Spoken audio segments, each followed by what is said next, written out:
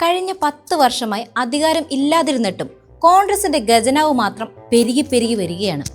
അതിന്റെ ഗുട്ടൻസ് എന്താണെന്ന് നിങ്ങൾക്ക് പിടികിട്ടിയോ? നമുക്ക് UDF ഭരണകാലത്ത് നിന്ന് തന്നെ തുടങ്ങാം.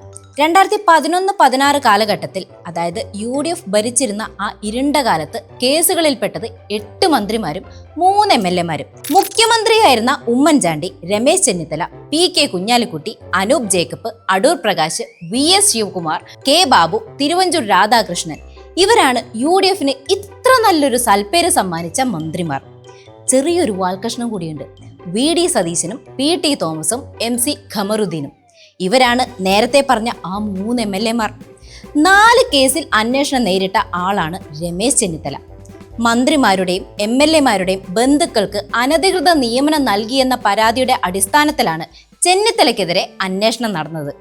ഇതോടൊപ്പം നെയ്യാർ ഡാമിൽ സർക്കാർ ഭൂമി സ്വകാര്യ ടൂറിസം കമ്പനിക്ക് നൽകിയതിലും N ശങ്കര റെഡ്ഡിയുടെ വിജിലൻസ് ഡയറക്ടർ നിയമനത്തിലും അന്വേഷണം നേരിട്ടു. അടൂർ പ്രകാശിലേക്ക് വരുമ്പോൾ, കോഴിക്കോട് ജില്ലയിൽ നിയമവിരുദ്ധമായി റേഷൻ മൊത്ത വിതരണ കേന്ദ്രം അനുവദിച്ചതും, എറണാകുളത്തെ പുത്തൻവേലിക്കര, തൃശൂരിലെ മടത്തുംപടി വില്ലേജുകളിൽപ്പെട്ട 127 ഏക്കറോളം നെൽവയൽ മിച്ചഭൂമിയിൽ ഇളവ് അനുവദിക്കാൻ ഒത്താശ ചെയ്തതുമായി 2 കേസുകൾ നേരിട്ടു. ഇതേ കേസിൽ PK കുഞ്ഞാലിക്കുട്ടിക്കെതിരെയും അന്വേഷണമുണ്ട്. അതായത് അടൂർ പ്രകാശും PK കുഞ്ഞാലിക്കുട്ടിയും ചേർന്ന് ഒരു കൈമാറ്റം. അടുത്ത ആളാണ് K ബാബു. അനധികൃത സ്വത്ത് സമ്പാദന കേസിലും ബാർ കോഴയിലും മിടുമിടുക്കനാണ്. മുസ്ലിം ലീഗ് MLA ആയിരിക്കെ അറസ്റ്റിലായ ആളാണ് MC ഖമറുദ്ദീൻ. 150 കോടി രൂപയുടെ സ്വർണ്ണ നിക്ഷേപ തട്ടിപ്പ് കേസിലാണ് ഖമറുദ്ദീൻ അഴിക്കുള്ളിലായത്. ഒടുവിൽ രാജിവെച്ച് പുറത്തു പോകേണ്ടി വന്നു. ജനങ്ങളുടെ പൈസ വാങ്ങി കയ്യിൽ വെച്ചിട്ട് സ്വർണം കൊടുക്കാതെ കബളിപ്പിച്ചത് 1-2 ആൾക്കാരെയല്ല, 500 മേലെ ആളുകളെയാണ്. ഒരു ജനപ്രതിനിധിയാണ് ജനങ്ങളെ പറ്റിച്ച് കോടികൾ സ്വന്തം പോക്കറ്റിലാക്കിയത്. ബന്ധു നിയമനത്തിലാണ് തിരുവഞ്ചൂർ രാധാകൃഷ്ണൻ അന്വേഷണം നേരിട്ടത്.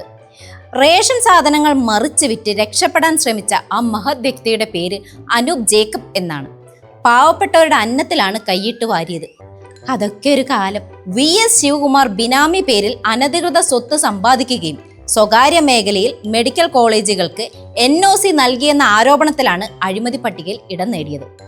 പാലാരിവട്ടത്തെ പഞ്ചവടി പാലവും കോട്ടയത്തെ പടവലം പന്തലും നമുക്ക് മലയാളികൾക്ക് ഒരിക്കലും മറക്കാനാവാത്ത UDF സർക്കാരിൻ്റെ അഴിമതിയുടെ അവശേഷിപ്പുകളാണ്. ഇത്രയും അധികാരം കയ്യിലുള്ളപ്പോൾ UDF-ൽ നടന്ന കാര്യങ്ങളാണ്. ഇനി ഭരണം കയ്യിലില്ലാത്ത കോൺഗ്രസിന്റെ 10 വർഷത്തെ കണക്കിലേക്ക് വരാം. കോൺഗ്രസിന്റെ അഴിമതി ലിസ്റ്റ് ആയതുകൊണ്ട് ഒരു വർഷം നിർത്താതെ പറഞ്ഞാലും തീരാത്ത നീണ്ട ലിസ്റ്റാണ്. അതിൽ ചർച്ചയായ കുറച്ച് അഴിമതി കേസുകൾ നമുക്ക് പരിശോധിക്കാം. പ്രളയത്തിൽ KPCC 1000 വീട് നിർമ്മിച്ചു നൽകുമെന്ന് പറഞ്ഞ് പണപ്പിരിവ് നടത്തി. ഒരു വിവരവും ഇല്ല. മുണ്ടക്കയിൽ വീട് വെച്ച് നൽകുമെന്ന് പറഞ്ഞ് യൂത്ത് കോൺഗ്രസ് നേതൃത്വത്തിൽ കോടികളുടെ പണപ്പിരിവ് നടത്തി. അതും ഖതം. പിരിച്ച പണത്തിന്റെ കണക്ക് പോലും പുറത്തുവിടാൻ തയ്യാറായിട്ടില്ല. ദീർഘകാല മുഖ്യമന്ത്രിയും കോൺഗ്രസിന്റെ സമുന്നത നേതാവുമായിരുന്ന K കരുണാകരന്റെ സ്മാരക നിർമ്മാണത്തിന്റെ പേരിലും കോടികൾ പിരിച്ചു. ഒടുവിൽ സ്മാരകവും ഇല്ല, പിരിച്ച പണത്തിന്റെ കണക്കും ഇല്ല. പറവൂരിലെ പുനർജനി പദ്ധതിയുടെ പേരിൽ വിദേശത്ത് നിന്ന് കോടികൾ പണം പിരിച്ച ആളാണ് പ്രതിപക്ഷ നേതാവ് VD സതീശൻ. ബെർമിംഗ്ഹാമിൽ പണം അഭ്യർത്ഥിക്കുന്നതിൻ്റെയും വിദേശത്ത് നിന്ന് പണം പിരിച്ചെന്ന് വാർത്താ സമ്മേളനം നടത്തിയതിൻ്റെയും ദൃശ്യങ്ങളടക്കം പുറത്തു വന്നിരുന്നു. ഈ തട്ടിപ്പിന്റെ പേരാണ് പുനർജനി തട്ടിപ്പ്.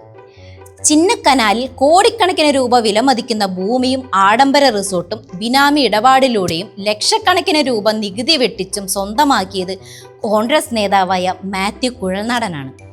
അൺഎംപ്ലോയി സോഷ്യൽ വെൽഫെയർ സൊസൈറ്റി നിക്ഷേപ തട്ടിപ്പ് കേസിൽ മുൻ മന്ത്രി കൂടിയായ VS ശിവകുമാറിന്റെ പേരും ഇക്കൂട്ടത്തിലുണ്ട്.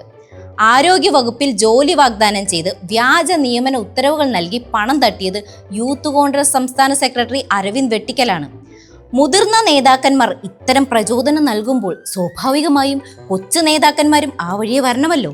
അതാണല്ലോ അതിൻ്റെ ഒരു ഇത്. കോൺഗ്രസുകാരുടെ അതിക്രമത്തിൽ നിന്ന് സ്വന്തം നേതാക്കൾക്ക് പോലും രക്ഷയില്ലെന്ന് തെളിയിക്കുന്നതായിരുന്നു KPCC ട്രഷറർ V പ്രതാപചന്ദ്രന്റെ മരണം. പ്രതാപചന്ദ്രന്റെ മരണം പാർട്ടിയിലെ ചിലരുടെ മാനസിക പീഡനം മൂലമാണെന്നും ഇക്കാര്യം അന്വേഷിക്കണമെന്നും ആവശ്യപ്പെട്ട് മക്കളായ പ്രജിത്തും പ്രീതയും മുഖ്യമന്ത്രി പിണറായി വിജയന് പരാതി നൽകിയത് അടുത്തിടെയാണ്. കോൺഗ്രസ് നേതാക്കളുടെ കോഴയിൽ കുരുങ്ങിയാണ് വയനാട് DCC ട്രഷററായിരുന്ന NM വിജയനും മകൻ ജിജേഷും ജീവനൊടുക്കിയത്. സ്വന്തം പോക്കറ്റ് പെരുകുന്നതിനായി കൂടെ നിൽക്കുന്നവരുടെ ജീവൻ പോയാലും പ്രശ്നമില്ലെന്ന നിലപാടാണ് കോൺഗ്രസ് അന്നും ഇന്നും എന്നും സ്വീകരിച്ചിട്ടുള്ളത്. AICC general secretary KC Venugopal, Kodikunnil Suresh MP എന്നിവർ ഹരിയാന നിയമസഭാ തെരഞ്ഞെടുപ്പിൽ സീറ്റ് വാഗ്ദാനം നൽകി 7 കോടി രൂപ കോഴ വാങ്ങി എന്ന ആരോപണമാണ് കോൺഗ്രസിനെതിരെ ഒടുവിലായി വന്നത്. ഹരിയാനയിലെ മഹിളാ കോൺഗ്രസ് മുൻ ജനറൽ സെക്രട്ടറിയുടെ ഭർത്താവ് കേരളത്തിൽ നേരിട്ടെത്തിയാണ് പോലീസ് മേധാവിക്ക് പരാതി നൽകിയത്. അധികാരം ഉണ്ടായാലും ഇല്ലെങ്കിലും സ്വന്തം പോക്കറ്റ് പെരുപ്പിക്കുന്ന തിരക്കിലാണ് ഇവർ. ഇതാണ് കോൺഗ്രസ്. അഴിമതിയുടെ അങ്ങേയറ്റം എന്ന വാക്കിന് ഇന്നത്തെ അർത്ഥം കോൺഗ്രസ് എന്നാണ്.